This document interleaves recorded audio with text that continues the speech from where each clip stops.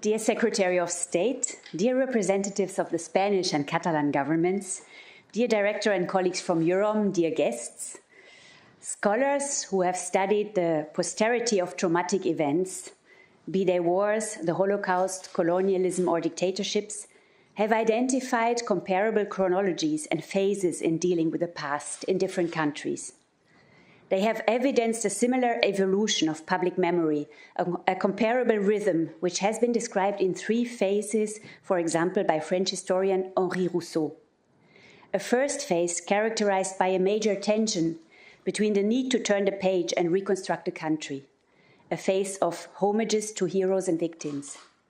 A second phase of official silence, suppressing and forgetting, and a third phase with a more systematic interrogation about the difficult past. In spite of all the national and local differences, historians have therefore identified European similarities.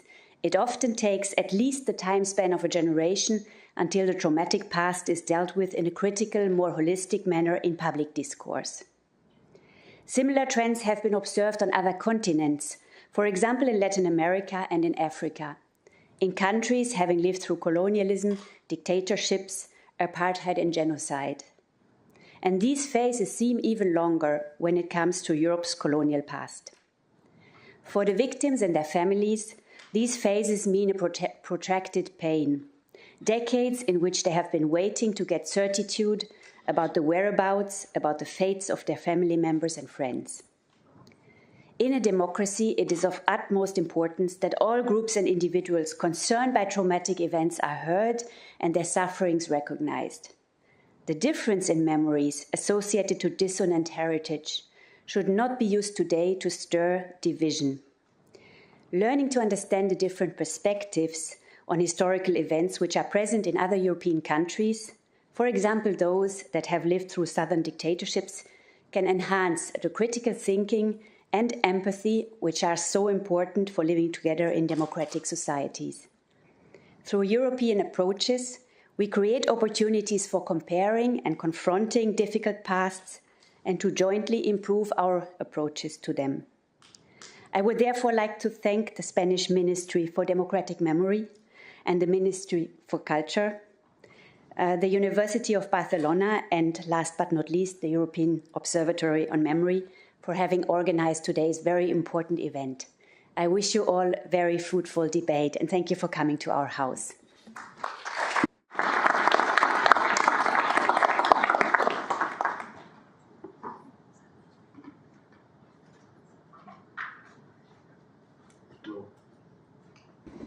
Hello. Bonjour, bon dia, buenos dias, good morning. Thank you very much, Constanze. Thank you for hosting us and collaborate with the European Observatory of Memories since a very long time. And it was more than 1 year ago. I think we had an informal meeting and having a coffee in the morning with Oriol, that he's ill. He said hello to everybody. And we thought about this commemoration and this anniversary that we are doing internal and many parts and universities, and of course this very big program of the Spanish government about these 50 years of liberty, so-called, and the death of the dictator in Spain. And we say, let's do it as a European Observatory. This is a big network that we are running from the University of Barcelona already since 14 years ago. But let's do it in Europe, outside of Spain, outside of the University of Barcelona, and outside of so-called scholar or academic atmosphere that we are using to work on it. And I am very happy because Constanze said, yes, let's try to do it. And of course we are going to give to this, not commemoration, but this conference, transnational approach and interdisciplinary approach. And as our network, we are trying to do, the program, it shows this kind of multi-layers and this multiplicity of actors and disciplines. We are going to begin with academics, and thank you, Angel and Sigfrido, to help in organizing this table, the first reflection, the contents, to know history, and then international perspective that we are working with some colleagues many times. And then, of course, new ways of transmission. We are going to talk about art, contemporary art, interpelling also not only Spanish dictatorship, but also other conflicts and other dictatorships around Europe. And then I was doing guided tour exhibition in your place about the past, but commented guided tour with experts, trying to show that, of course, art and hello, Christian, the colleagues are arriving now, and finishing with another spectacle about the exiles. Because during these 50 years also, many of the people that we are going to talk about, and many of these historical processes were also run from the exile and other people out of Spain during this time. I'm going to thank also the Secretary of State and the Catalan delegate, and of course the friends of the Secretary of State of Democratic Memory and Almudena, because we have an agreement also to do not only this project and to invite young people that we were in Barcelona, you were in Barcelona last year, working with us, and try to transmit and to show this complexity and this multiplicity of disciplines. Just to finish, just remember that 50 years ago, there was a dictator lying maybe on a bed, and in the fridge of my parents there was a bottle of champagne, cava, Catalan champagne, lying in the fridge, waiting for the death of the dictator. And when I asked, hello, good morning, and when I asked to my mother, what do you remember, because I was very young, and he said, we were waiting for the bottle, to open the bottle and to offer this liberty and to improve our democracy after these 40 years of very dark and grey repression in our country. So the dictator died lying on a bed, but the dictatorship died on the streets of our society. Thank you very much for coming, and have a good day and interesting sessions. Thank you.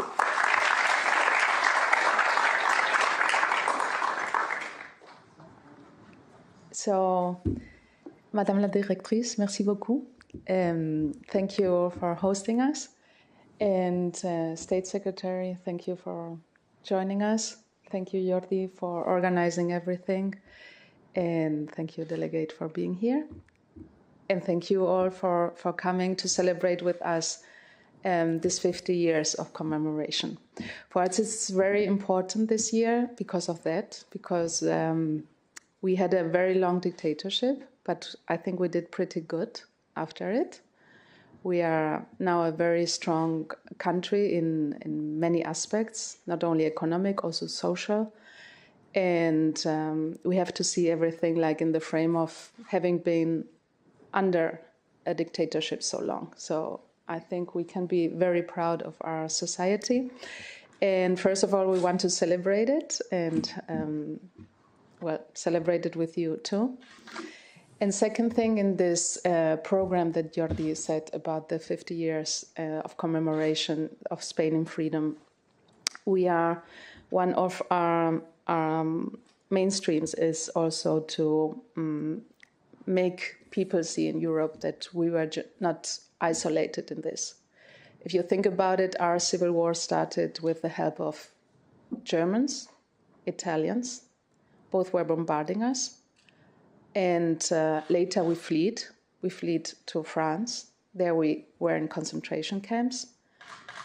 Then many men and women ended up in concentration camps in Germany and Austria. And we are also commemorating that because probably no one knows. Or, for example, that during the Civil War, brigadists were coming to help us. So it's an aim of our State Secretary of Democratic Memory to make people see that this was a global problem, the fight against fascism. Unfortunately, we lost, and the rest of Europe won earlier than we did, but finally we did. So right now, I'm not a politician, but I'm a citizen who is aware of the situation now. And so please don't let, you're the future, don't let us repeat the story again. So this is for it, you know, to make you, I don't know if responsible, but please, you are the future, so let's not repeat it again. Thank you.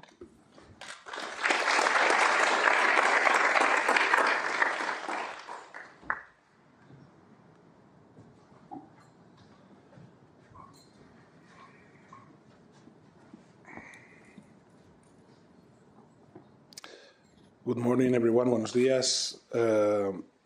It's an honor for me to take the floor here representing the Ministry for Foreign Affairs, European Union and Cooperation. Thanks to the Maison Européenne de l'Histoire, thanks to the Ministry of Territorial Policy and Democratic Memory for inviting us to participate in this event.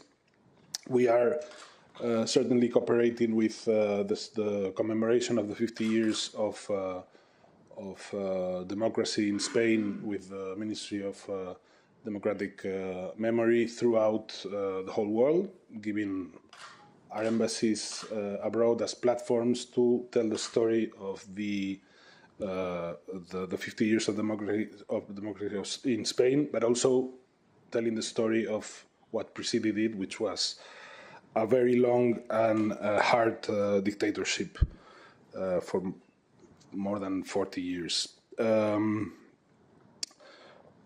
This anniversary, this 50 years anniversary, is coinciding in time with the 40 years anniversary of the signing of the Treaty of Accession to the then European Communities by Spain and Portugal, two of the countries that are going to be the subject of today's discussion. And we think that these two anniversaries are intertwined and are related because the achievement of democracy in Spain was always a precondition for our country to rejoin normality in Europe, and that the only way to achieve that goal was to join the European communities, now the European Union.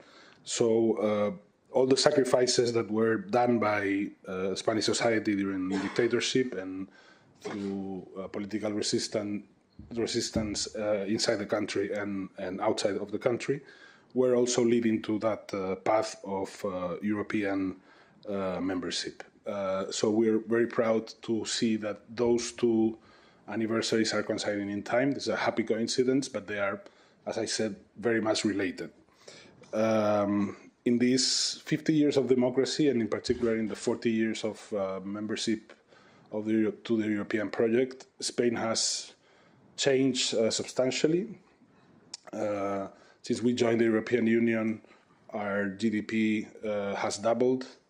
Our life expectancy has grown for almost 11 years, which places us now as one of the countries in the world with the longest living expectancy. Which is also due to our great quality of life, I think. And in a time when both the European project and the democratic principles and the democratic goals that Spanish society was pursuing after the death of the dictator, those are being put into question. It is more than necessary to renew our efforts for memory, and I think that this event is a very timely one. So I thank again the organizers, and I hope that all the participants today can share experiences, can share knowledge, and can keep that memory alive, because even in a country such as Spain, which has one of the highest percentage of population supporting the European project and supporting democratic values, and where we have a government that is very active in defending those democratic values and defending democratic memory, and also defending the European project, it is more necessary than ever especially when we see some trends among the young population and young voters who are not knowledgeable of the past and also not knowledgeable of what has led Spain and other European countries that also left a past of dictatorship and repression for the European path, what those countries have achieved, and thanks to what they have achieved those levels of development, which is democracy and the European project. So I hope that this day is very fruitful for everyone, and I thank again the organizers for having us, or having me representing the Ministry for Foreign Affairs, European Union cooperation. Thank you very much.